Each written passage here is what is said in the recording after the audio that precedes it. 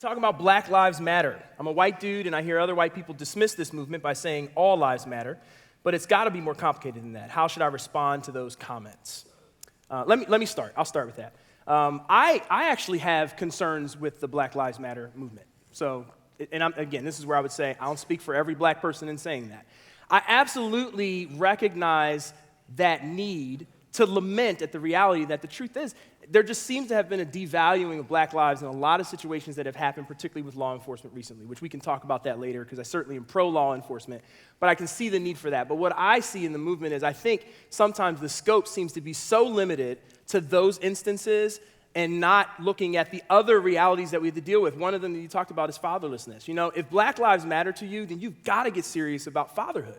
And if you don't have strategies around that, maybe I just don't know enough about the movement to know what they're focused on. I think that's an incomplete expression of what that means. And so that's my opinion. My take. I don't. Yeah. I think. I'm mixed on it. I think what I'd say in the positive is I don't understand some of the criticism towards the Black Lives Matters movement. Like, why aren't they doing this? Why aren't they doing that? That's like saying, well, Crossroads, why aren't you trying to reach 80-year-old Methodists?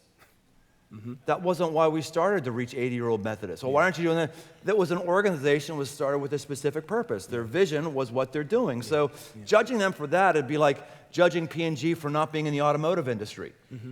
Mm-hmm. That's what they started for that. Yeah. I do feel that there's not enough black voices. I'll ask you, do you think there's enough black voices that are calling the African American community to take responsibility for their own lives and their own families? I certainly don't think those voices get heard as much as other voices get heard.